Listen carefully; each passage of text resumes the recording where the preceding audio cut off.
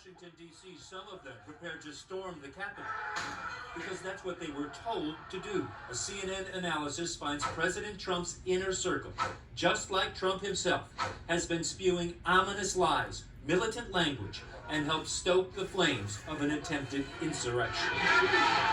All hell is going to break loose tomorrow. It has to be vindicated to save our republic. We will win this fight, or America will step off into 1,000 years of darkness.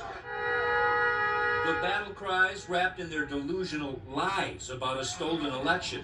Steve Bannon, whose Twitter and YouTube channels were removed for rhetoric like this, I'd put the heads on pikes. Spent weeks on a podcast he calls The War Room, comparing the Republicans' fight to overturn a legitimate election to historic periods in the American Revolution and World War II. I met so many people through my life said, man, if I was a revolution, I would be with Washington and Trenton. Well, you know, this is for your time in history. Ominously, the day before the siege. It's not going to happen like you think it's going to happen. Okay, it's going to be quite extraordinarily different. And all I can say is strap in. You have made this happen, and tomorrow it's game day. The president's own lawyer, a constant war room guest with nonstop disinformation about election fraud. We should have stood up to Hitler. Stand up to these people, it'll stop. All the president's liars were all on the same page. January 6th would be monumental. Let's have trial by combat. Roger Stone, the originator of the Stop the Steal slogan, would speak in apocalyptic terms to protesters. This is nothing less than an epic struggle for the future of this country between dark and light. What is so frightening, according to Heidi Beirich, an international expert on hate groups, is these are not members of the fringe hiding in corners. Bannon, Stone, and Giuliani are confidants of an unhinged president. They're speaking to the president, and he's listening to them, and he's then broadcasting these ideas out to his millions of followers. What we end up doing is having a dangerous feedback loop, growing a radicalized population in the United States, some of whom are prone to violence. Those behind it now say that they were all speaking metaphorically for all these 4 years. Did you buy that?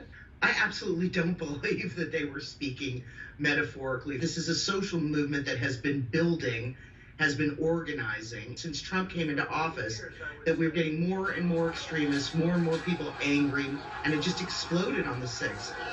It was building for months in social media, podcasts, and dozens of Stop the Steal protests across the country. Ali Alexander, a key Stop the Steal organizer and Roger Stone ally, told followers to prepare. Haven't I told y'all this fight would escalate? And I said, escalate always, escalate always. On the day of the siege, Alexander was in Washington, tweeting to his followers, "Get down to the U.S. Capitol. Orders from POTUS." I was tracking the Stop the Steal movement for months, and it began to feel like a cocked rhetorical gun pointed at the Capitol and that day. That day, January 6th, before a crowd of thousands, many caught in the echo chamber of delusion from Trump's inner circle would hear the president himself pull the trigger. You'll never take back our country with weakness. You have to show strength, and you have to be strong. John Scott Railton, researcher at the University of Toronto's Citizen Lab, is concerned the mob is not through. They're ready. It's what they've been prancing around in the woods, playing dress up, preparing for. And I'm just terribly worried that they weren't satisfied with what happened on the 6th, and they're going to come back for more.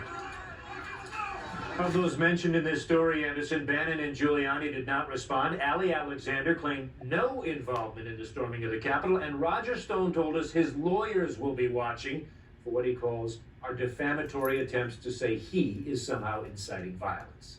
Anderson? True. Thanks very much. Perspective now.